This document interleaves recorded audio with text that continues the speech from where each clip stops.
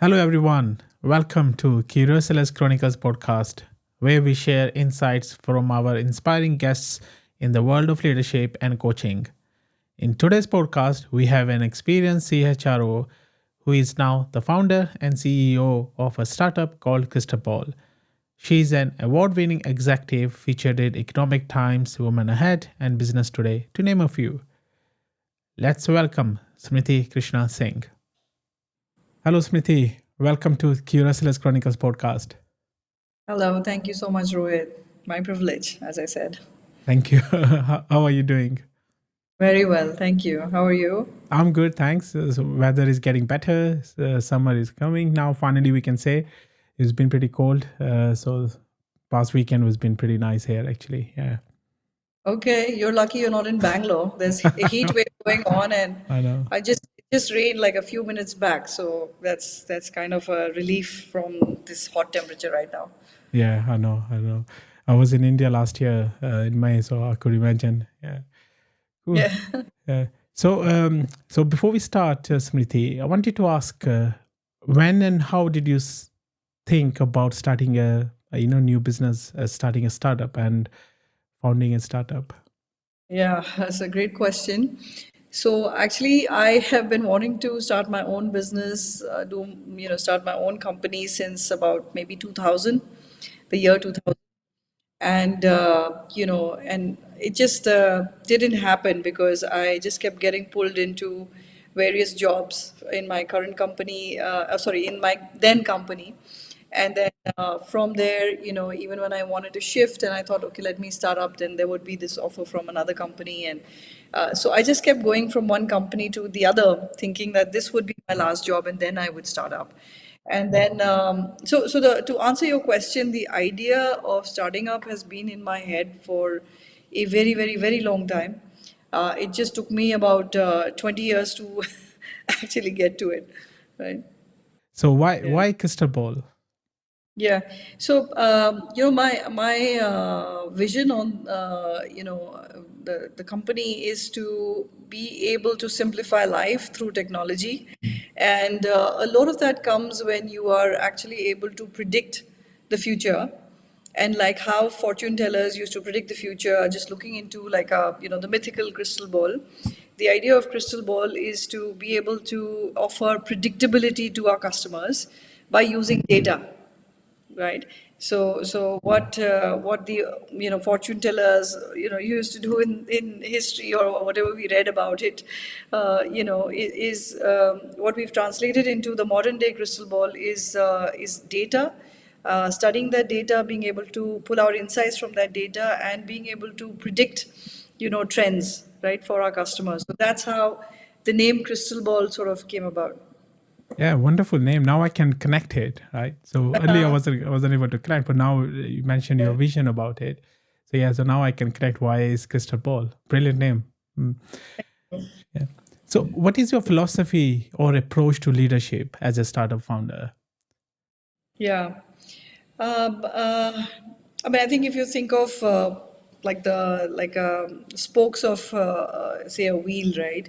I think there are a few things that I think about. Number one is vision, right, and number two is execution, and number three is people, and let me talk about these three first. So, I've always said that, I think it's really important to lead big ideas, but also to follow it up with small detail, right? So, from that perspective, I think it's really important to rally people around something big. And when Crystal Ball started, obviously it was really small. We're still really small, no doubt, but we've been able to achieve, significant milestones as a team. And I think that would not have happened if we didn't have like a big vision, or I didn't have like a big vision, and I was able to rally my team around it. So I think that's really important. But the second thing is, maybe a lot of people have ideas, but the in a startup, it's, and so many people tell you this, that their ideas are dime a dozen, but it's only the people who are able to execute these ideas that are able to succeed. And so I've always believed execution is really important, like getting into the detail, making sure that things are actually working the way that you want them to. That's really important. Now, the third, people, not necessarily in that order, but it's really important to have a very inclusive environment for people where they feel empowered, they feel like they can contribute their ideas, and give them the freedom to perform. So I do that a lot with my team. I build this trust culture of trust, and I'm very transparent. I share a lot with them. I invite their ideas, right? So and I also make sure that we are executing as a team. So again, there may be different people have different approaches, and I feel my job is to make sure it's getting tied together, that everything is actually seeing the light of day that we plan, right? So I think these three are the most important things from a leadership perspective.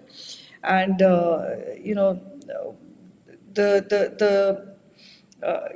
are in business actually. Why? Because I mean, you really want to satisfy your customers. Your customers will give you revenue. Therefore, you can keep this whole thing, churning, right? I mean, you're building something for the future. So I think that's why I think I was saying like spokes, because it's not like one, two, three kind of a thing, but all of this is really going towards customer. And so one of the other things I really believe is customer empathy.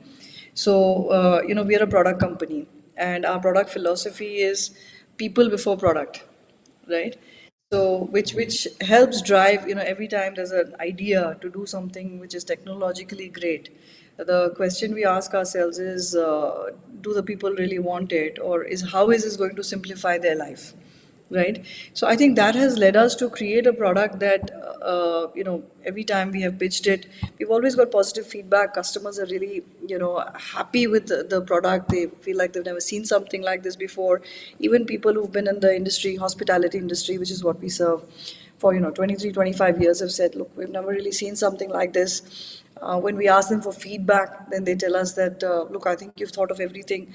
So I think the reason I'm saying this is because this has all happened because of a high level of empathy, right? One is empathy for the team, but the other is empathy for the customer. And so I think that is, of course, one of a really important scope, spoke in the wheel. And then the last one is actually just having fun, right? I mean, having a sense of humor. I mean, things will not always go our way. So I try to keep it light, in the office, and just nothing's ever really serious. Of course, when work has to get done, things have to get done. But I think we try to have enough opportunity to just engage with each other and bond with each other as well. And I always tell my team that if somebody says, "Look, I did my bit," I always stop them right there and say, "It's not your bit or their bit; it's our bit." So as long as if everybody is done, we're done. If only you're done, we are not done, right? So yeah, I mean, so I think that's sort of how I drive things. Great. So, how does emotional intelligence play its part in this then? Yeah, EQ is exceptionally important. I think there are times when I really want to fly off the handle, and but it doesn't help anybody. So I think one thing is, so one place where it really helps is being self-aware, right? Being self-aware, being humble, being able to listen to people. Even if you disagree with them, letting them finish, being able to listen, hear out their ideas, or whatever they want to say at that time, and being able to string it all together takes a lot of EQ, a lot of patience. Sometimes you just have to walk away also. That is also EQ. And then you come back to the situation again, and so I think it's an exceptionally important part. It's an exceptionally important part of driving empathy as well. Exceptionally important part of being self-aware, and being humble as well. Obviously, this journey probably not without any challenges. So, what are the unique challenges you faced as a leader, and especially as a solo founder? Yeah.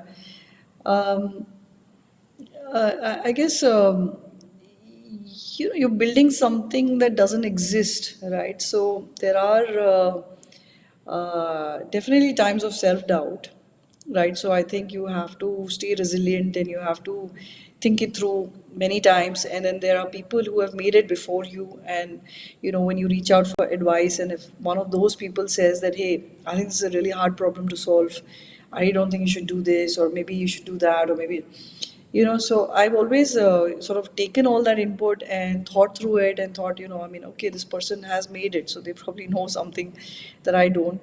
But at the end of it, I think it's really important to have your own conviction and own gut feel, and I went ahead despite some of the naysayers, I would say, right. I know intention was correct, and probably they were right. It was a harder problem to solve, but if I did not solve it in the manner that I wanted to solve it, then there are many other solutions that may be existing in the market. I would not have been unique, and I mean, and we are unique. I mean, we filed for patent and everything. So I think that was one challenge. Is how do you get over your self doubt, which creeps in every once in a while. The second is obviously it takes a lot of initiative. I mean, there's nobody pushing you, or and so I think it's obviously I got into it because I knew I had that ability, right? That I always took initiative even in all my jobs, so that wasn't really a problem for me. But it can be a challenge when you're kind of trying to build something alone. You have to reach out, and there are times that you just want, like, you feel like, oh, okay, maybe this whole day was just unproductive for me, right? I didn't do anything much. So I think keeping to drive yourself is extremely important. And the third is, like, who do you trust, who do you not trust, right? So I think these three things, I mean, I have seen in my journey. I mean, for the most part, the trust part has come out right, but there are some cases where you may have trusted somebody, and it wasn't sort of didn't quite work out that way, and usually happens in areas where maybe I don't have that technical expertise, right? But I think you have to kiss a number of frogs before you not find your prince, but before you know who to trust and who not to trust in areas where you may not be the expert. And I've learned that sometimes the hard way. And finally, I think just being a solo founder is, there's a lot of responsibility on your shoulders, right? I mean, your team is looking up to you. Even if you have some emotion inside, you have to, not show it, because you don't know what impact it's having. I mean, they're obviously uh, really looking at you, right? So if it's a bad day or something like that, you just can't show it. So I think there's a lot of responsibility as solo founder, and at times, sometimes you feel like, okay, maybe somebody else should show up instead of me today, right? So I think you have to keep making those calls, and like and I'm very open and very transparent with my team. So from a brainstorming perspective, I have people on the team that I trust, and we discuss things. But it's not like a peer level relationship, right? And so and for peer level relationship, I mean, I have friends and family that I can talk to, etc. But definitely, yeah, there are times when you feel that, oh, it would have been good if somebody else could just take over for a few days, right? And I get some time to recuperate and re-energize myself. So yeah, those are the challenges. Mm.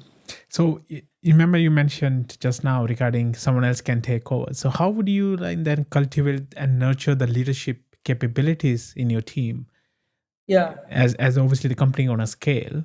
So how would Yeah. you basically cultivate and nurture those leadership capabilities?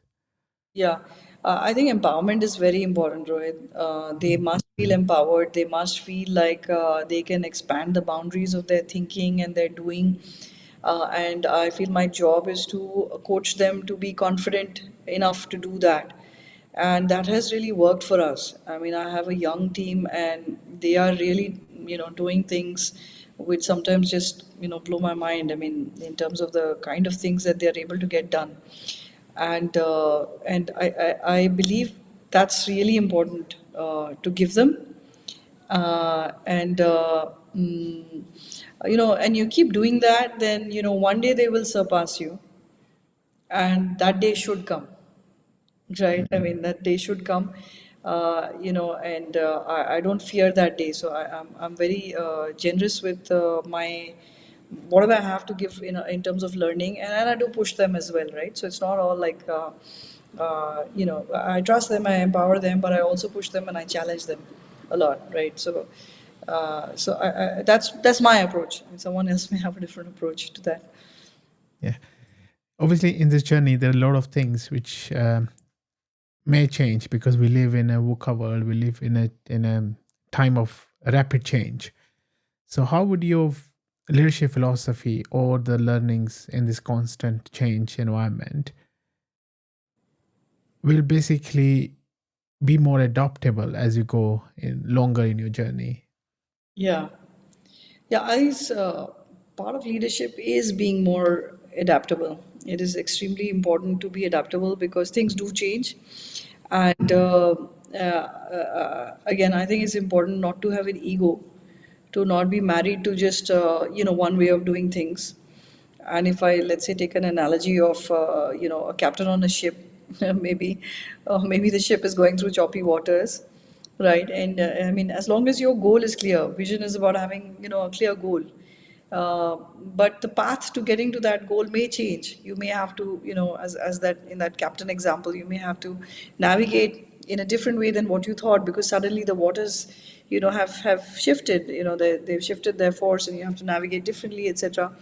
I think it's possible if you are, again, self-aware. You are, you're listening to all the voices on the team, and you're listening to the environment. It's really important, and you have the humility to change your direction, but not losing sight of your end goal, right?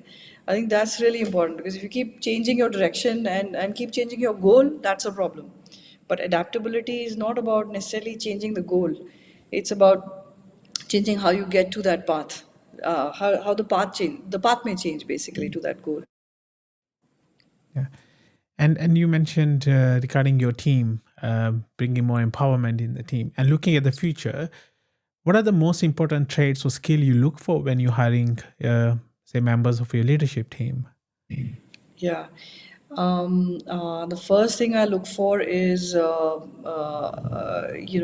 ability to trust, right? So trust is one very important thing.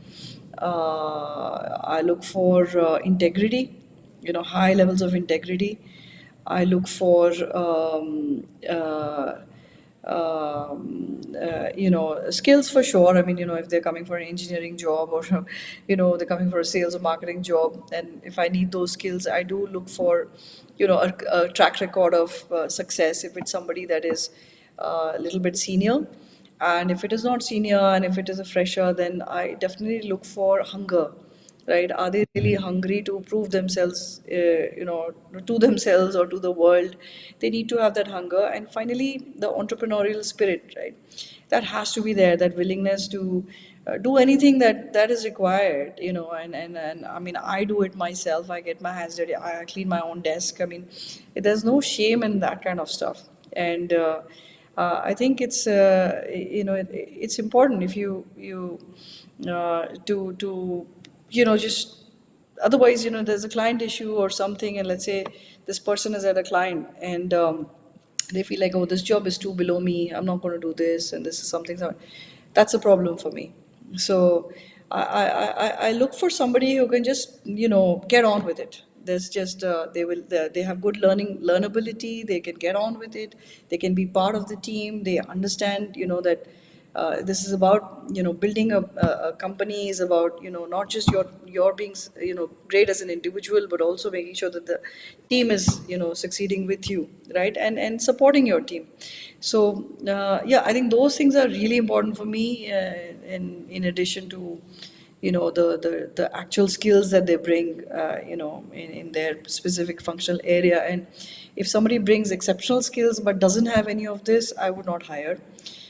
If somebody has 50% on the on this area, like I mentioned, of trust, integrity, etc., I would not hire. right? So they have to be 100% on, being entrepreneur and having that hunger, team player, relationship skills. They have to be 100% on that. Then I will hire. Yeah, earlier you mentioned as well, like it's not your job, it's our job. So I can see how you're linking that with, you're looking for future leaders in your team, in your Yeah. company. Yeah. So obviously you worked as a head of HR in other companies as well, and you worked in different roles and especially leadership roles in different companies. How is this modern startup culture and the workplace dynamics actually impacted, or actually what you learned from working as a leadership in other companies and working as a leader in this company in your own startup? Yeah, I think it really helped me. So if I think about if I had started up 20 years ago, and who's to say how that journey would have been, I don't know. But starting up 20 years later from when I actually wanted to start up, I have so much more experience, in leadership. Probably a lot more humility, and I'm able to navigate many different kinds of situations because I've been there, done that, right?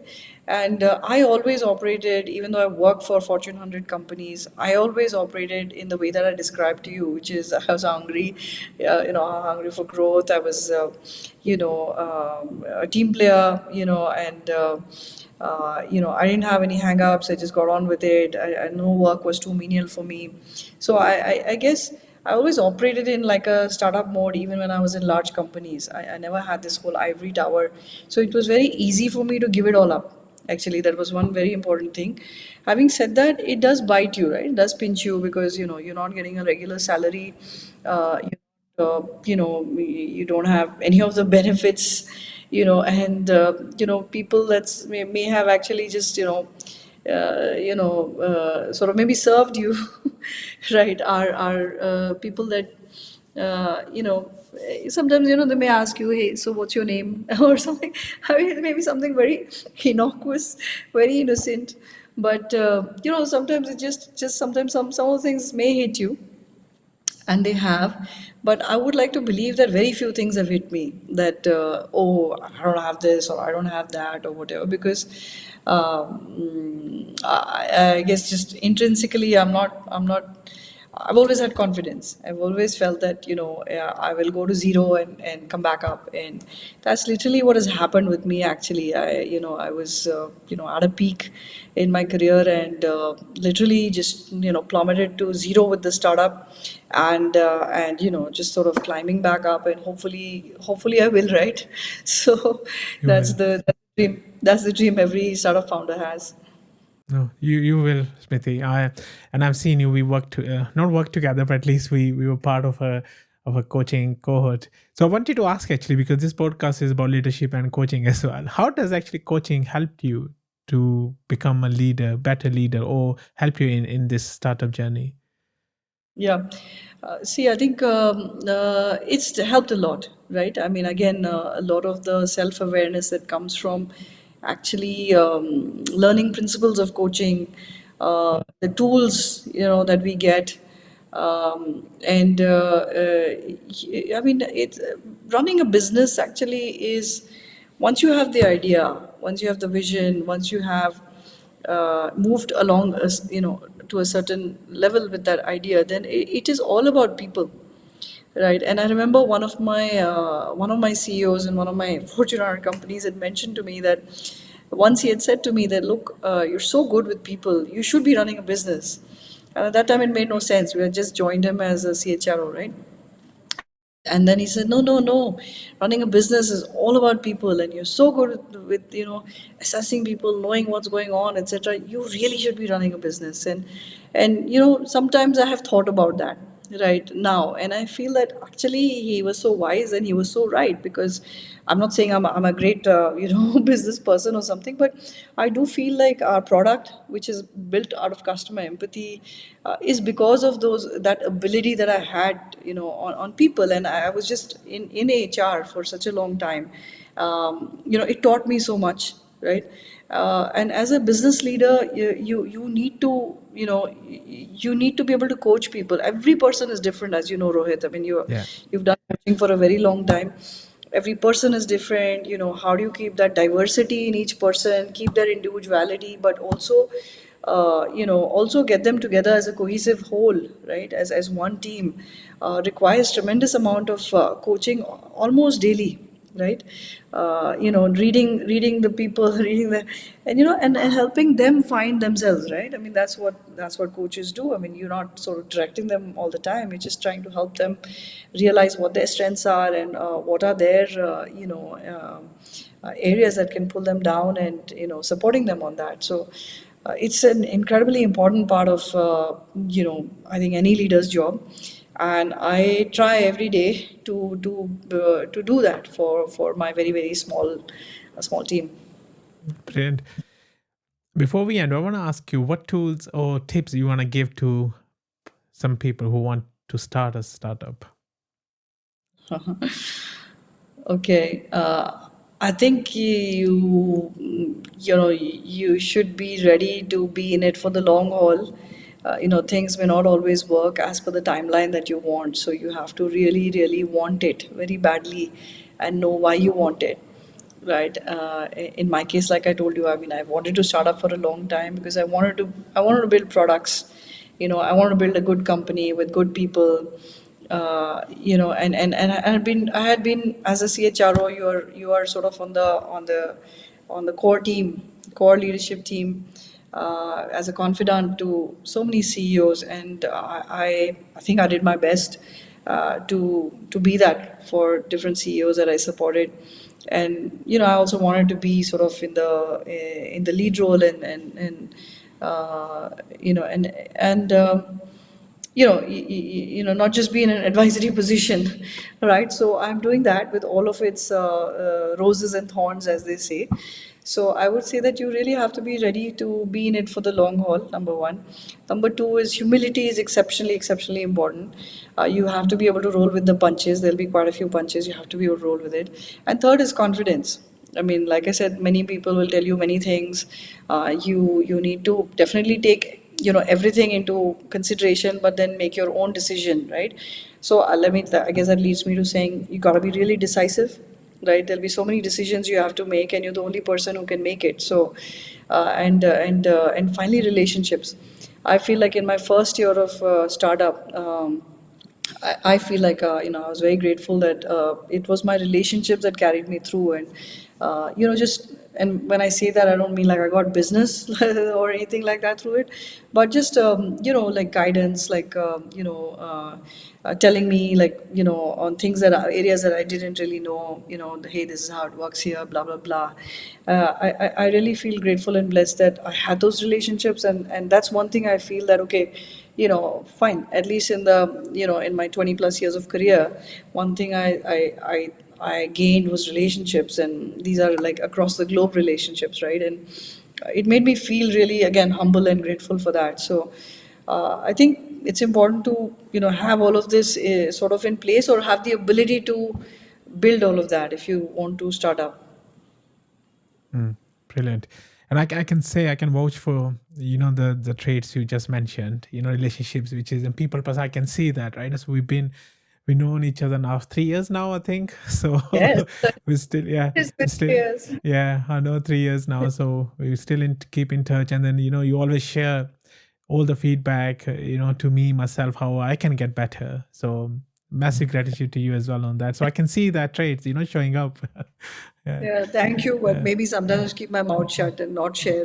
No, no, always keep sharing, keep I sharing. always tell Yeah. myself I need to sometimes just zip it up, right? Uh, And not have such a voice. no, I can actually see that how you share the feedback. So this is brilliant. So it's not about something wrong. You always share as a feed forward rather than feedback. So Right. which is a great trait to have. So thank you No, very because much for that. Yeah.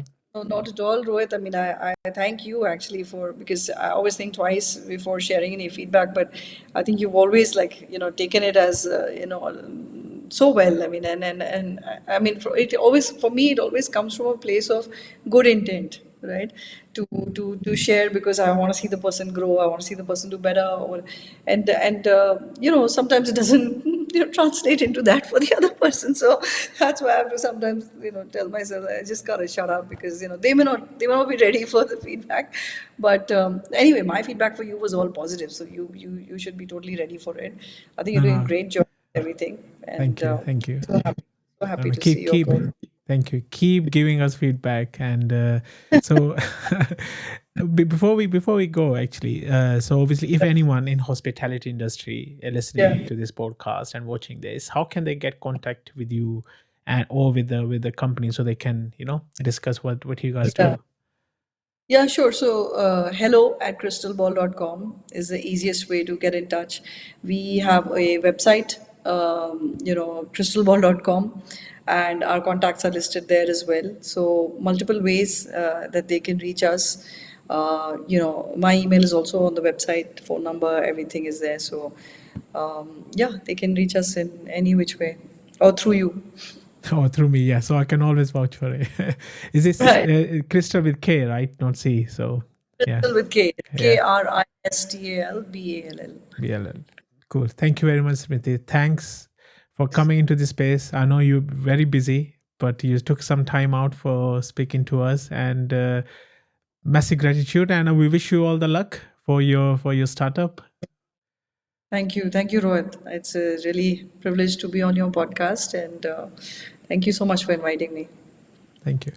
Thank you, everyone, for listening and watching this episode. Please make sure you check out Bhuta Global Coach Circle, who are supporting this podcast.